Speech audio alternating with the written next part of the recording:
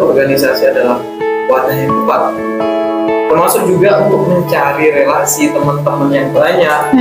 Karena ya lagi-lagi saya dari kepulauan, sehingga perlu teman yang banyak, yang itu bukan dari teman-teman kepulauan juga.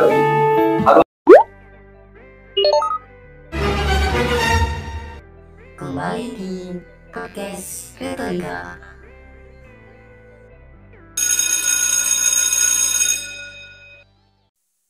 Assalamualaikum warahmatullahi wabarakatuh. Halo, selamat pagi, siang, sore, dan malam dimanapun teman-teman berada. Di sini saya Dita Nur Maulidia Rizal akan menemani Anda semua dalam beberapa waktu ke depan. Nah, hari ini kembali lagi dalam segmen ngobrol bareng mahasiswa. Dan teman-teman, apakah kalian dapat menebak siapa sih narasumber kita pada kesempatan kali ini? Apakah seseorang tersebut merupakan sosok yang sudah kalian kenal ataupun kalian dengar meskipun belum bertemu dengan sosoknya? Atau mungkin narasumber kali ini kalian sudah mengenal dengan baik siapa sosok tersebut? Jadi tanpa berlama-lama lagi, mari kita langsung beralih dan mempersilakan masuk narasumber kita kali ini. Silakan, Kak. Ya, selamat siang. Siang. Iya, silakan. Ya, jadi ini dia sosok yang akan menjadi narasumber kita pada kesempatan ngobar hari ini. Nah, boleh untuk memperkenalkan diri terlebih dahulu kepada pemirsa yang ada di rumah? Oke. Teman-teman sekalian, nonton pemirsa, salam kenal, saya Hidayat, Presiden Mahasiswa STG IPPGRI Sumeneb, Prodi Pendidikan Pancasila dan Kewarganegaraan. Terima kasih, Kak. Jadi ini dia sosok Presma di kampus STK IPPGRI Sumeneb, teman-teman. Salam kenal, Kak, sebelumnya, dan selamat datang di Retorika TV. Terima kasih sudah hadir di kesempatan ini. Mungkin kita jangan langsung ke tema kita, karena tak kenal maka tak sayang, katanya, Kak. Oleh karena itu, bolehlah untuk bercerita sedikit mengenai background Kakak di lingkup mahasiswa, sebagai mahasiswa. Ya, kita akan berbicara sedikit tentang background saya. Perlu saya ceritakan sedikit bahwa saya seorang mahasiswa dari Kepulauan Raas tempatnya, yang merantau untuk menimba ilmu di Kabupaten Sumeneb, dan hari ini menempuh semester akhir. Kalau kemudian boleh saya ceritakan tentang beberapa pengalaman saya berada di organisasi. Ada banyak yang saya ikuti di Ormawa kampus, termasuk di LTM sendiri, dan beberapa organisasi lainnya, ada Karoma, ada Pramuka, ada PI, dan segala macam. Dan juga saya aktif di beberapa organisasi yang ada di ekstra kampus. Terus kemudian saya juga bergerak di beberapa komunitas penggerak literasi untuk menambah forum-forum dialektika, forum-forum intelektual teman-teman. Kira-kira begitu. Sudah bergerak selama berapa tahun? Untuk komunitas-komunitas ini baru dibentuk ketika teman-teman mahasiswa angkatan 24 itu masuk ke kampus.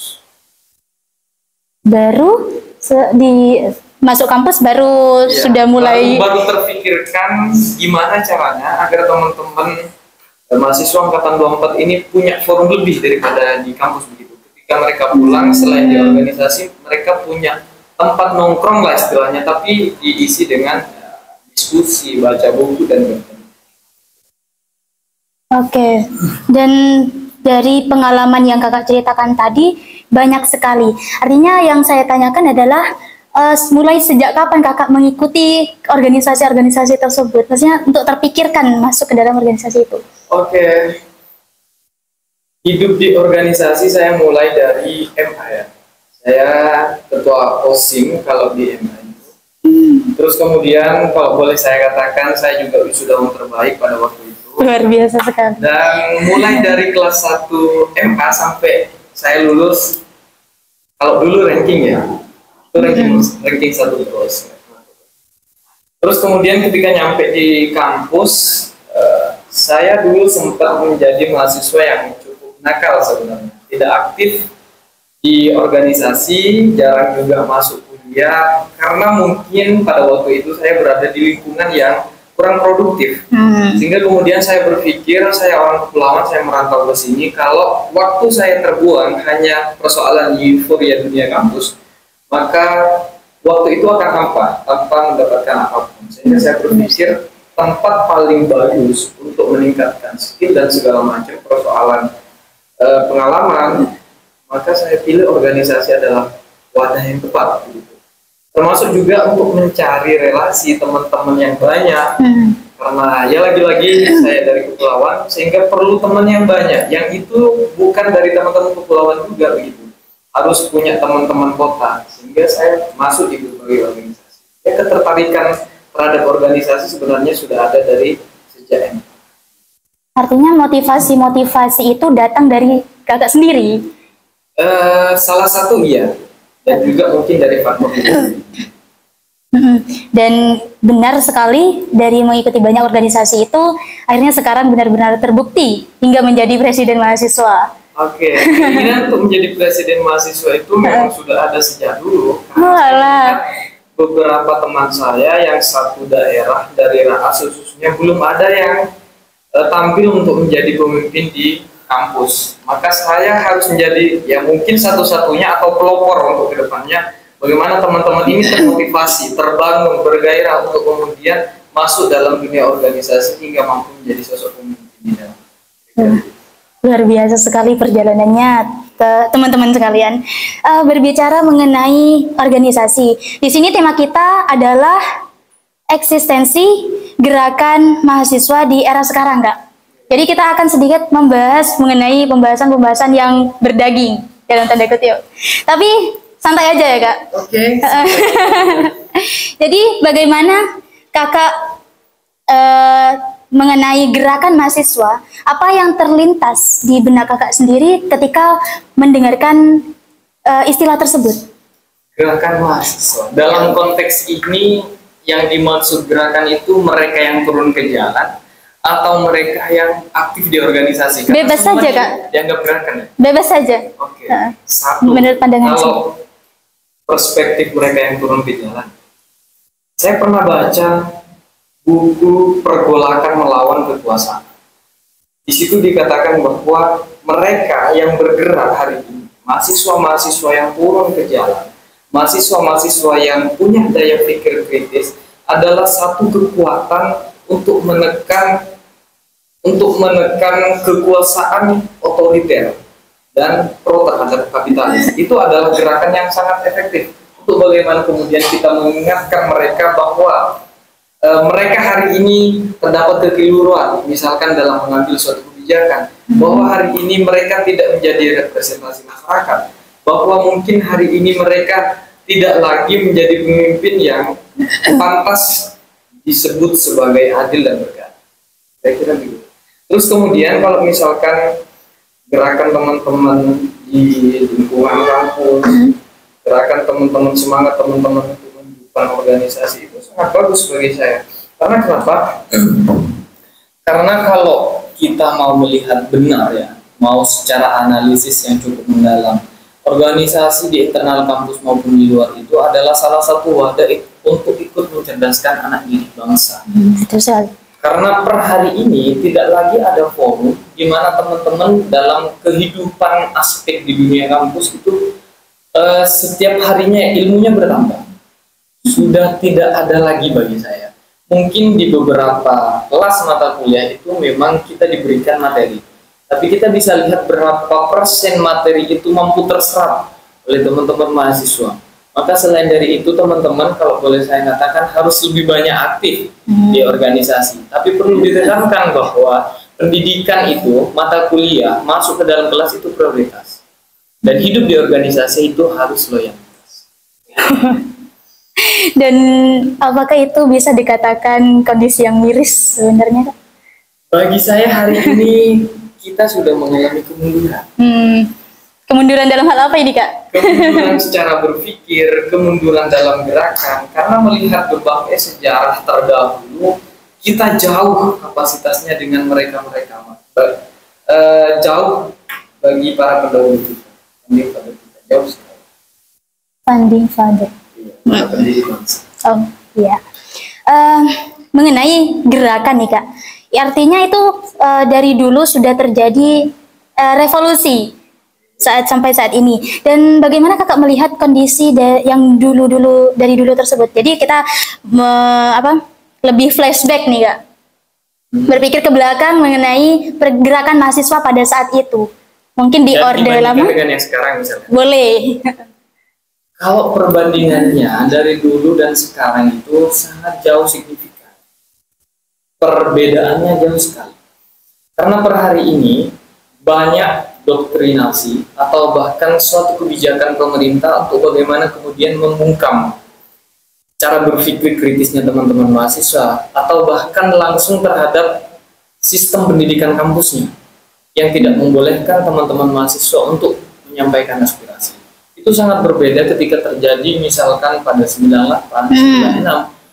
Kalau kita mau melihat sejarah bahwa gerakan teman-teman mahasiswa dulu itu sangat berdampak pada kehidupan demokrasi kita saat ini. Kalau tidak ada mereka, para pendahulu kita dulu, mungkin kita hari ini tidak bisa berbicara senyaman ini, segampang ini, dan sedemokratis ini. Karena jangankan berbicara seperti ini, dulu kita, kalau di masanya Orde Baru, pada pemerintahan Bapak Soeharto yang cukup otoriter, kita ngumpul berdiskusi, kita ditangkap. Kita tidak diperbolehkan untuk berbicara persoalan bangsa ini. Perbedaannya jauh lah dari yang dulu sampai. Sebenarnya apa yang menjadi faktor utama dari hal itu, Pak? Maksudnya dari kemunduran-kemunduran itu kan sekarang sudah bebas nih berekspresi, berpendapat, bersuara. Tapi kenapa malah ini menjadikan faktor jadi berdampak kepada kemunduran pemikiran mahasiswa? Kalau saya melihat itu ada dua ya bagi saya. Satu, kurangnya kesadaran sosial. Benar. Mereka tidak lagi berpikir bagaimana dirinya itu berdampak terhadap masyarakat secara luas. Karena kalau kita melihat, salah satu tujuan daripada pendidikan ini bagaimana mencetak mahasiswa yang memberikan kebermanfaatan terhadap masyarakat. Itu yang tidak lagi menjadi pengakar dalam jiwa teman-teman mahasiswa. Sehingga kesadaran itu tidak lahir. Artinya begini, kalau misalkan terjadi kesewenang-wenangan, terjadi ketidakperhatian oleh pemerintah terhadap rakyat, mereka diam. Itu karena tidak sadar bahwa kita sebagai mahasiswa juga punya pertanggungjawaban kepada masyarakat. Tidak sadar bahwa kalau kita sebagai agen perubahan, agent of change, begitu. Terus kalau yang kedua, itu kurangnya saat ini kita mengalami krisis idealisme. Yang dalam hal ini kita terkadang terjebak dalam euforia kehidupan kampus. Banyak teman-teman mahasiswa yang hedonis, banyak teman-teman mahasiswa yang tidak lagi memprioritaskan ilmu sebagai tujuan, tapi mungkin lebih pada penampilan bagaimana dia harus keren ketika datang ke kampus. Kira-kira seperti itu. Jadi sebelumnya berbicara mengenai idealisme itu seperti apa sebenarnya, Kak? Idealisme itu adalah satu prinsip yang kita yakini bahwa itu adalah benar. Dalam artian? Dalam artian banyak faktor sebenarnya. Kalau misalkan dalam dunia gerakan, dalam dunia akademik, apa yang kita yakini itulah idealisme kita. Kalau katanya Gus Dur, apa yang kita yakini maka kita lanjutkan. Jangan pikirkan apa kata orang lain. Kalau Gus Dur bilang, kalau orang Amerika itu bilang A, yang dia lakukan A. Beda dengan orang Indonesia. Yang dia katakan A, yang dia lakukan B. Benar sekali, benar. Nah, untuk bagaimana kemudian mempertahankan idealisme, teman-teman perlu punya prinsip dalam hidupnya. Yang prinsip itu bisa lahir dari pengalaman, bisa lahir dari lingkungan, bisa lahir dari ekosistem pertumbuhan. Ya, kira-kira. Dan juga melalui prinsip kita jadi punya motivasi dan juga tujuan-tujuan itu. Apa seperti itu, Kak? Iya. Ya, dan mengenai pergerakan kembali lagi ya, Kak. Oke, Gerakan mahasiswa. Di sini anggap seandainya di sini saya posisinya sebagai mahasiswa yang baru menyadari atau baru menemukan jati diri seperti itu, Kak. Misal ya. Nah, kemudian ketika menyadari dinamika sosial ini terjadi ketimpangan misalkan seperti itu, apa yang menjadi tantangan besar saya untuk masuk di dalam gerakan mahasiswa itu? Menjadi tantangan. Kadang begini. Salah satu faktor kita bisa masuk dan bisa tertarik untuk hidup di dunia organisasi, salah satunya memang pencarian jati diri.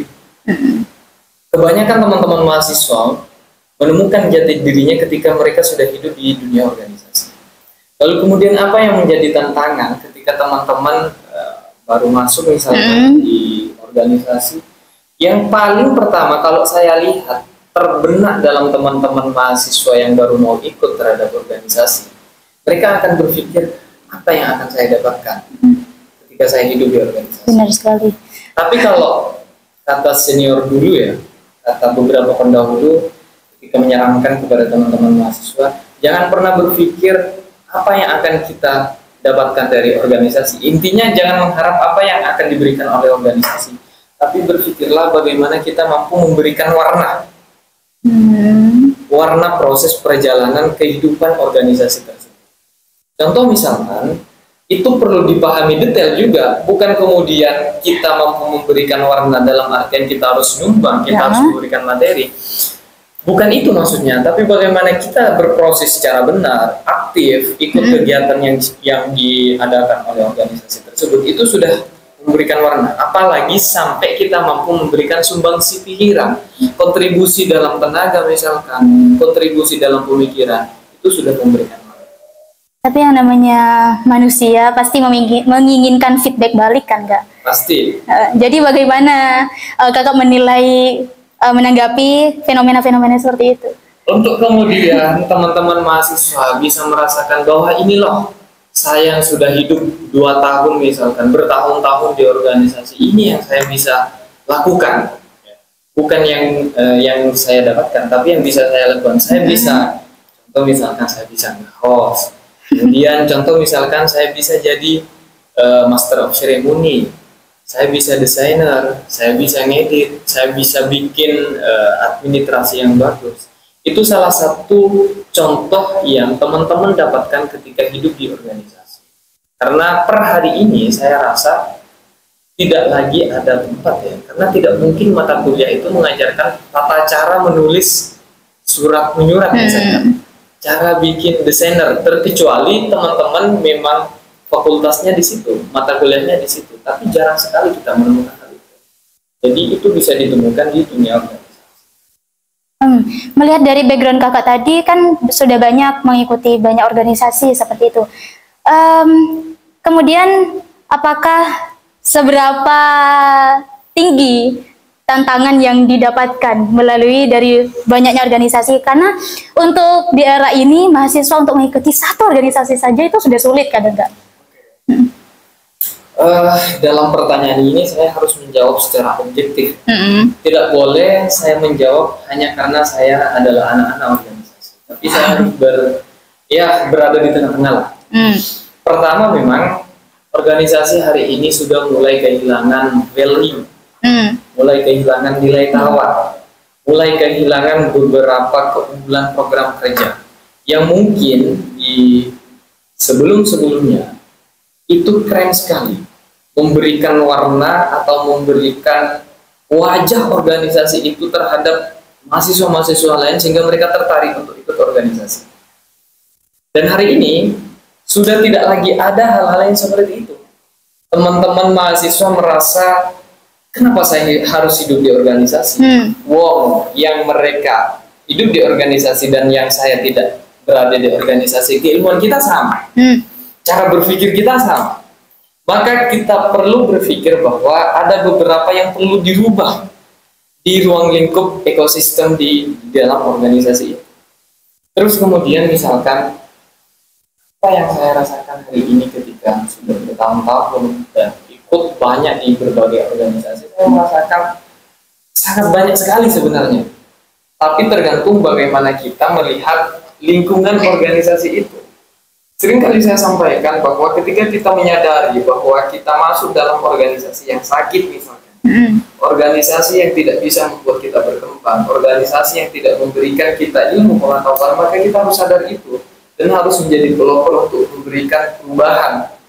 Kalau sering saya katakan harus membuat formulasi penawarnya ketika terjadi berada hidup di dalam organisasi yang sakit. Kita harus melihat beberapa aspek. Oh, ini ternyata yang menjadi faktor organisasi ini tidak sehat. Oh, ini ternyata yang harus dirubah. Maka kita mulai sedikit demi sedikit. Kita harus menjadi salah satu pelopor di situ. Apakah mungkin ini juga dari faktor, berarti dari faktor internal gitu ya, Kak? Dari organisasi di dalamnya. Berarti berbicara mengenai leadership. Betul. Dan bagaimana caranya untuk kemudian organisasi itu hidup melalui leadership itu, Kak? Kalau bicara soal leadership berarti kita bicara soal kepemimpinan. Iya. Terkadang kita salah memaknai. Ketika hari ini kita menjadi pimpinan puncak misalkan, menjadi pimpinan organisasi, kita harus sadar bahwa kepemimpinan leadership itu berbeda dengan kepemimpinan layaknya seorang bos. Karena begini, terkadang salah memaknai itu bisa berakibat fatal. Gaya kepemimpinan kita masuk misalkan pada gaya otoriter, dia menjadikan dirinya sebagai bos misalkan, yang ya artinya apa yang dia perintahkan harus dilakukan. Saya rasa tidak begitu. Kalau dalam prinsip seorang leader, apa yang harus diambil menjadi suatu kebijakan, menjadi suatu keputusan, maka harus perlu dimusyawarahkan dan harus diberikan contoh, harus memberikan contoh pada anggota-anggotanya, pada kader-kadernya. Oh, ini loh cara memimpin yang baik. Oh, begini loh cara kita beretika. Oh, begini dan segala macam. Terus kemudian harus bedakan cara kita, karena begini, terkadang kalau saya baca buku kepemimpinan itu ada banyak pemimpin yang tidak menyadari bahwa ada kepemimpinan dan ada manajerial. Manajerial. Iya. Seperti apa itu? Terkadang begini, pemimpin di organisasi disadari atau tidak hanya terfokus pada bagaimana kita menghidupkan atau memperbanyak kuantitas, tapi lupa bagaimana untuk memberikan kualitas, menjadikan kader-kader ini berkualitas. Benar. Ya, kira-kira begitu. Artinya pemimpin itu merupakan nyawa dari sebuah organisasi itu. Betul sekali. Karena kalau ya saya mengutip kata-katanya Presiden hari ini, kan musuh itu dari kepala. Dan kalau dalam perusahaan ada karyawan yang tidak benar, itu pasti ya pimpinan puncaknya yang harus dicabut. Oke, itu kita berbicara di masalah keorganisasian. Kalau misalkan tadi kata kakak tuh gerakan mahasiswa itu bisa dari organisasi, bisa turun ke jalan. Nah, kalau misalkan ini sambung aja, cocok lagi aja.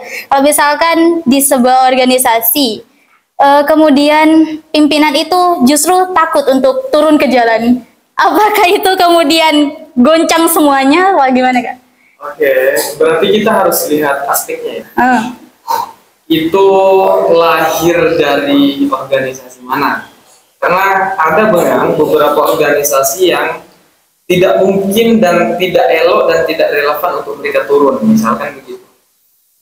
Tapi kalau saya pikir ya, keberpihakan teman-teman mahasiswa, baik dia berada di organisasi manapun, baik dia fakultas apapun, prodi apapun, yang mungkin tidak selaras, tapi ketika sudah berbicara tentang kemaslahatan masyarakat, tentang kemaslahatan umat, maka perlu untuk kita kawal. Tapi mungkin ada beberapa perspektif yang menilai bahwa aksi demonstrasi misalkan, aksi teman-teman turun ke jalan sudah tidak lagi relevan pada hari ini. Tapi saya katakan tidak menemukan cara ya, bukan tidak menemukan cara, tapi aksi demonstrasi ini, turun ke jalan ini adalah salah satu langkah efektif untuk bagaimana kita menyuarakan aspirasi dan kemudian kita mengingatkan para pemangku kebijakan hari ini bahwa mereka perlu memperbaiki beberapa sistem yang memang mungkin ada kekeliruan. Terlepas dari data itu, kita juga perlu membuat formulasi baru. Misalkan kita langsung berdiskusi persoalan apa yang hari ini terjadi tanpa harus turun ke jalan. Ketika teman-teman sudah turun ke jalan melakukan aksi demonstrasi, itu tanda bahwa kekeliruan itu sudah sangat fatal dan tidak bisa ditoleransi. Kira-kira. Tapi juga ada goncang di sini sebenarnya, Kak. Ada yang mengatakan kalau demonstrasi itu tidak perlu anarkis. Ada yang mengatakan kalau misalkan kalau tidak anarkis tidak akan didengar. Itu jadinya mengalami goncang di situ kan, Kak. Okay. Jadi kita malas untuk berorganisasi kadang. Ya, itu sih kalau turun ke jalan. Persoalan anarkis atau tidak, saya rasa itu terkadang begini. Anarkis itu menjadi sebuah konsep dari teman-teman ketika memang sudah tidak lagi didengarkan oleh para pemangku kebijakan. Tapi kalau kita lihat berapa sih kerusakan yang dibuat oleh teman-teman masa aksi misalkan, dengan kerusakan fatal yang dibikin oleh para pemimpin, para penguasa. Dampaknya itu lebih besar mana? Kalau kita hanya merobohkan pagar misalkan ya, berapa sih untuk mengganti itu misalkan? Tapi dengan kebijakan peraturan daerah misalkan, dengan kebijakan RUU TNI yang sangat meresahkan, atau hari ini yang menjadi perbincangan RUU Polri yang sangat bisa berdampak pada setiap kehidupan aspek masyarakat, dampaknya itu lebih besar mereka ketimbang kita. Toh kita walaupun misalkan kita datang dan mereka langsung mau mendengarkan kita berdiskusi, mengiyakan apa yang menjadi tuntutan teman-teman masa aksi, kita nggak bakal anarkis. Ya kalau mereka tuli dan kita, salah satu langkahnya kita pakai cara. Karena melihat ini kembali lagi ya, Kak, dari awal melihat background Kakak sebagai Ketua BEM, kira-kira apa yang akan maksudnya gini, Kak, kan Kakak memiliki privilege dari seorang ketua, apalagi ketua dari Badan Eksekutif Mahasiswa yang berada di atas dari Ormawa sendiri. Nah, bagaimana kemudian strategi Kakak sendiri untuk memicu kembali pemikiran untuk menumbuhkan gerakan mahasiswa itu di lingkungan kampus? Di STKIP berarti ya? Boleh. Tapi mohon maaf, saya nggak setuju kalau saya dikatakan privilege. Privilege itu kan keistimewaan sehingga bisa membuat saya terlalu berbangga diri. Ada egosentris. Saya sadar bahwa jabatan yang saya pegang hari ini bukan sesuatu yang patut sangat saya banggakan. Tapi bagaimana kemudian jabatan ini harus saya pertanggungjawabkan, harus saya jalankan dengan baik dan benar. Kalau misalkan bagaimana menghidupkan semangat daerah teman-teman untuk kembali aktif di organisasi, salah satu cara yang saya lakukan per hari ini ketika saya datang di sebuah forum yang diundang oleh teman-teman Ormawa, sambutan saya harus berdaging. Sambutan saya harus ada makna dan substansi. Karena itu yang kemungkinan besar ya, teman-teman bisa cross check, tidak lagi menjadi sesuatu yang didengarkan pada tahun-tahun sebelumnya. Terkadang ada yang ngomong di depan, bahkan pimpinan sekalipun kita nggak ngerti dia ngomong apa kan gitu. Terkadang apa sih yang mereka ngomongin gitu kan, sehingga kita ya malas mau dengerin, kita main HP dan sebagainya. Pernah kemarin ketika saya harus ada disinggung memang ini, Kak, di Pramuka ya, teman-teman pada main HP, saya bilang kalau masih main HP nggak saya lanjutkan. Karena saya yakin bahwa sambutan saya akan berdaging begitu. Dan sebelum saya sambutan itu, saya harus benar-benar tahu siapa lawan bicara saya. Saya akan menyampaikan apa materi hari ini. Saya persiapkan itu. Sehingga kemudian teman-teman bisa fokus melihat dan mendengar. Sehingga apa yang saya sampaikan itu masuk pada umum dan benar. Artinya komunikasinya jadi dua arah. Apalagi kan perlu persiapan, bukan berarti pengen dihormati, tapi supaya para halayak yang mendengar kita itu bisa tahu gitu ya Kak. Iya. Minimal beginilah, kita ditakdir misalkan menjadi sosok pemimpin, ya bagaimana layaknya seorang pemimpin. Karena saya menyadari, saya sebagai pemimpin bukan berarti saya yang lebih pintar, bukan berarti itu. Tapi tanggung jawab saya bagaimana teman-teman ini termotivasi, teman-teman semangatnya membara, teman-teman mahasiswa ini mampu mengeluarkan ide-ide relevannya, ide-ide kreatifnya, gagasan-gagasan baru. Itu yang perlu saya gaungkan. Sehingga ketika saya sambutan, forum itu harus hangat, forum itu kalau perlu panas, semangat teman-teman harus membara. Tapi sulit sekali sebenarnya untuk hari ini. Per hari ini cukup susah sebenarnya karena sudah mulai mengakar pola-pola seperti itu. Tapi ada beberapa kemarin ketika saya hadir di forumnya teman-teman Ormawa, tolong dong sampaikan ini karena kader-kader saya sudah tidak lagi ini. Jadi saya ada masukan dari teman-teman ketua Ormawa untuk menyampaikan beberapa hal agar bisa masuk di jiwanya teman-teman mahasiswa. Oh iya. Dan untuk hari ini ya Kak. Tadi sebenarnya belum dijawab sebenarnya. Oke, yang mana? Yang tadi mengenai masalah apakah ada BEM itu sekarang memiliki strategi ya? Strategi untuk kembali menghidupkan sekolah. Iya. Saya berpikir kemarin untuk bagaimana kampus ini dimulai dari literasinya. Karena semakin mereka tidak membaca dan tidak berdiskusi, cara berpikir kritisnya, cara mengetahui informasi yang itu lebih valid, itu susah. Saya berdiskusi dengan beberapa teman saya di kepengurusan untuk bagaimana menghidupkan itu. Ketika teman-teman pulang dari mata kuliah, sore misalkan, teman-teman harus ngumpul di beberapa titik, di depan rektor misalkan, depan gedung kesenian, teman-teman ngumpul, bawa buku dan berdiskusi. Saya rasa itu yang akan melahirkan gerakan-gerakan baru, semangat-semangat baru. Karena per hari ini, mungkin nanti bisa di cross check, teman-teman yang bawa buku hari ini malah mereka yang dicemooh. Malah mereka yang dikatakan berbeda dengan yang lain. Padahal kalau kita mengingat sejarah dan memang fakta realnya bahwa buku adalah sesuatu yang sebenarnya patut dibanggakan. Ketika kita bawa buku ke sana kemari, walaupun tidak dibaca, minimal kita lihatlah sampulnya apa, kita lihatlah belakangnya apa, minimal adalah 1-2 detik kita membaca. Tapi kan kadang mahasiswa itu membaca tapi tidak mengerti, tidak paham dengan apa yang dia baca, seperti itu kan. Itu tidak biasa. Nah iya, makanya itu yang dikatakan mereka masih tidak paham dengan apa yang dikatakan literasi itu. Literasi hanya membaca tapi tidak paham untuk memahami dari arti literasi itu sendiri. Ini ya, saya menambahkan. Pernah saya kemarin baca sebuah artikel bahwa Indonesia kan dikatakan 78 ya IQ-nya. Iya. Terus kemudian di artikel itu bukan berarti Indonesia ini manusia-manusianya, orang-orangnya tidak membaca, tapi mereka membaca. Yang tidak mereka bisa adalah mengerti dari bacaannya, memahami apa yang mereka baca. Kenapa bisa begitu? Ya karena kecintaan terhadap buku dan membaca itu masih belum ada. Kalau butuh iya, kalau cinta belum. Iya benar. Karena butuh dan cinta itu berbeda. Mungkin ada pesan tidak Kak untuk mahasiswa yang mendengarkan podcast ini? Oke.